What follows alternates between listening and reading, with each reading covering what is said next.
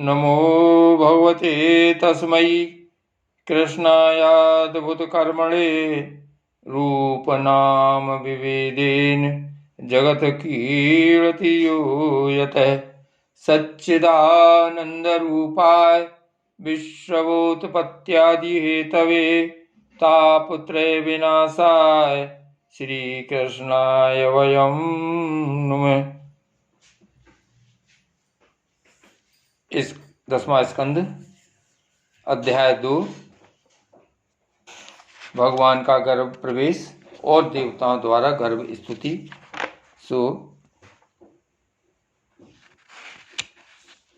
परीक्षित, भगवान शंकर और ब्रह्मा जी कंस के कैदखाने में आए। उनके साथ अपने अनुचरों के सहित समस्त देवता और नारदादि ऋषि भी थे। वे लोग सुमधुर वचनों से सबकी अभिलाषा पूर्ण करने वाले श्री हरि की इस प्रकार स्तुति करने लगे। प्रभु, आप सत्य संकल्प हैं। सत्य ही आपकी प्राप्ति का श्रेष्ठ साधन है।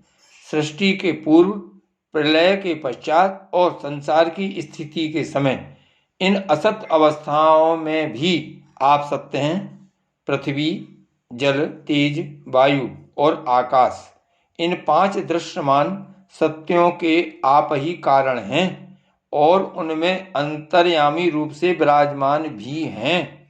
आप इस दृश्यमान जगत के परमार्थ स्वरूप हैं।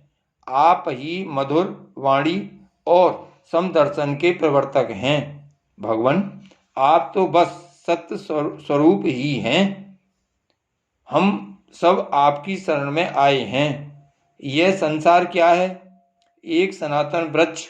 इस वृक्ष का आश्रय है एक प्रकृति। इसके 2 फल हैं, सुख और दुख। 3 जड़ें हैं, सत्व, रज और तम। 4 रस हैं, धर्म, अर्थ, काम और मोक्ष।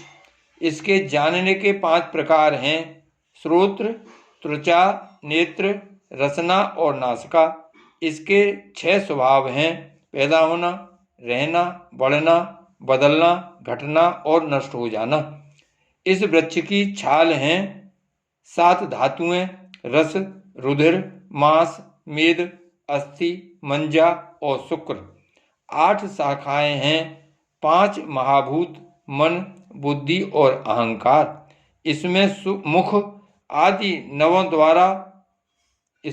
आदि 9 द्वार खोलर हैं, प्राण, अपान, व्यान, उदान, समान, नाग, कूर्म, कृकल, देवदत्त और धनंजय। ये 10 प्राण ही इसके 10 पत्ते हैं। इस संसार रूप वृक्ष पर 2 पक्षी हैं, जीव और ईश्वर।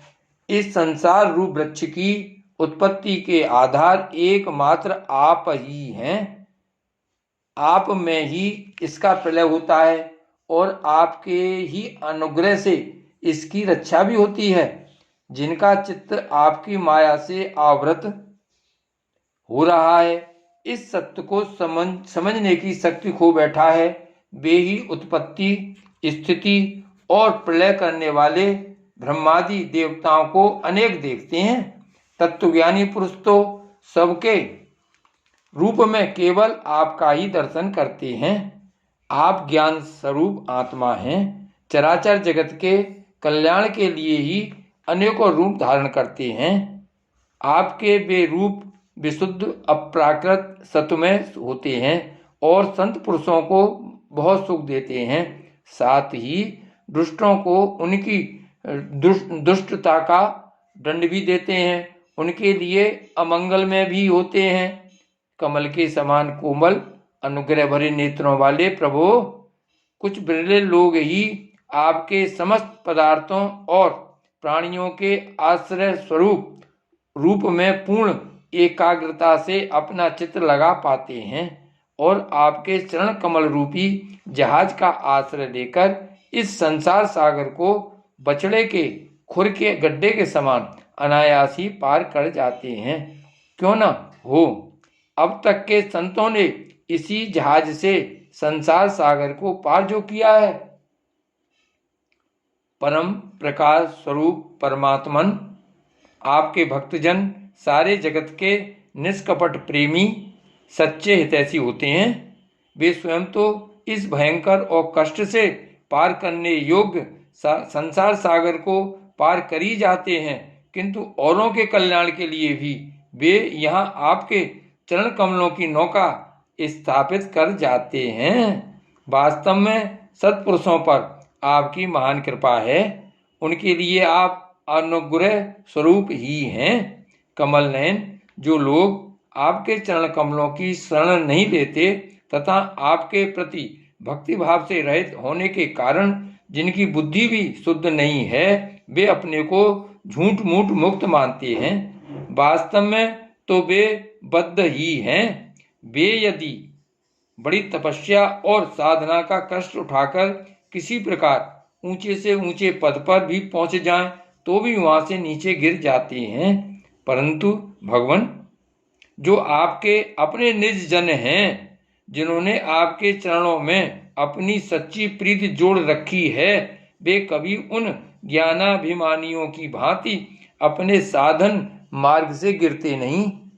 प्रभु, वे बड़े बड़े विघ्न डालने वालों की सेना के सरदार के सिर पर पैर रखकर निर्भय विचरते हैं। कोई भी विघ्न उनके मार्ग में रुकावट नहीं डाल सकते, क्योंकि उनके रक्षक आप जो हैं। आप संसार की स्थिति के लिए समस्त देहधारियों को परम कल्याण प्रदान करने वाला, विशुद्ध सत्वमय सच्चिदानंद में परम दिव्य मंगल विग्रह प्रकट करते हैं।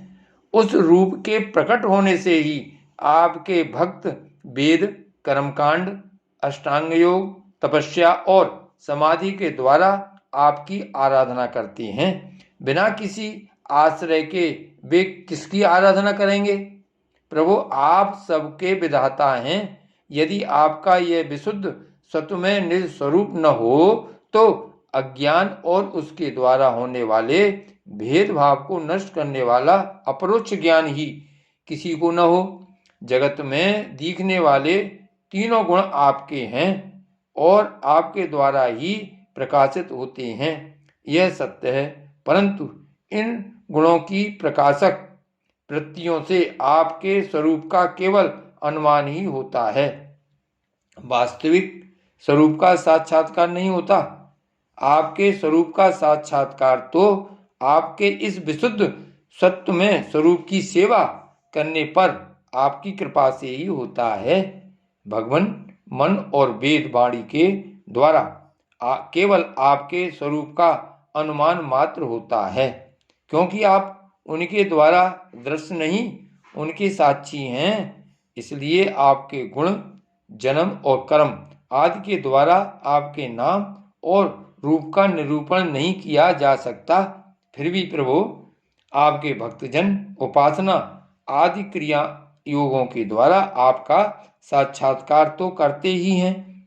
जो पुरुष आपके मंगल में नामों और रूपों का श्रवण, कीर्तन, स्मरण और ध्यान करता है और आपके चरण कमलों की सेवा में ही अपना चित्त लगाए रहता है, उसे फिर जन्म मृत्यु रूप संसार के चक्र में नहीं आना पड़ता। संपूर्ण दुखों के हरने वाले भगवान, आप सर्वेश्वर हैं। यह पृथ्वी तो आपका चरण कमल ही है। आपके अवतार से इसका भार दूर हो गया। धन्य है प्रभु, हमारे लिए यह बड़े सौभाग्य की बात है कि हम लोग आपके सुंदर सुंदर चिन्हों से युक्त चरण कमलों के द्वारा विभूषित पृथ्वी को देखेंगे और स्वर्गलोक को भी आपकी कृपा से कृतार्थ देखेंगे। प्रभु, आप अजन्मा हैं। यदि आपके जन्म के कारण के संबंध में हम कोई तर्क ना करें, तो यही कह सकते हैं कि यह आपका एक लीला विनोद है। ऐसा कहने का कारण यह है कि आप तो द्वैत के लेस से रहित सर्वाधिष्ठान स्वरूप हैं और इस जगत की उत्पत्ति, स्थिति तथा प्रलय अज्ञान के द्वारा आप में आरोपित हैं। प्रभु, आपने जैसे अनेकों बार मत्स्य, हैग्रीव, कच्छप, नरसिंह, वराह, हंस, राम, परशुराम और वामन अवतार धारण करके हम लोगों की और तीनों लोकों की रक्षा की है, वैसे ही आप इस बार भी पृथ्वी का भार हरण कीजिए। यदुनंदन, हम आपके चरणों में वंदना करते हैं। देवकी जी को संबोधित करके, माताजी, यह बड़े सौभाग्य की बात है कि आपकी कोख में हम सबका कल्याण करने के लिए स्वयं भगवान पुरुषोत्तम अपने ज्ञान, बल आदि अंशों के साथ पधारे हैं। अब आप कंस से तनिक भी मत डरिए। अब तो वह कुछ ही दिनों का मेहमान है। आपका पुत्र यदुवंश की रक्षा करेगा। श्री सुखदेव जी कहते हैं, परीक्षित, ब्रह्मादि देवताओं ने इस प्रकार भगवान की स्तुति की। उनका रूप यह है, इस प्रकार निश्चित रूप से तो कहा नहीं जा सकता। सब अपनी अपनी मति के अनुसार उसका निरूपण करते हैं। इसके बाद ब्रह्मा और शंकर जी को आगे करके देवता गण स्वर्ग में चले गए। श्री वल्लभाधीश की जय। श्री गोवर्धन नाथ की जय। श्री वल्लभ विठ्ठल गिरधारी, श्री यमुने जी की बलिहारी, गोपी जन वल्लभ गिरधारी, श्री महाप्रभु जी की बलिहारी। श्री वल्लभ विठ्ठल गिरधारी, श्री यमुने जी की बलिहारी, गोपी जन वल्लभ गिरधारी, श्री महाप्रभु जी की बलिहारी।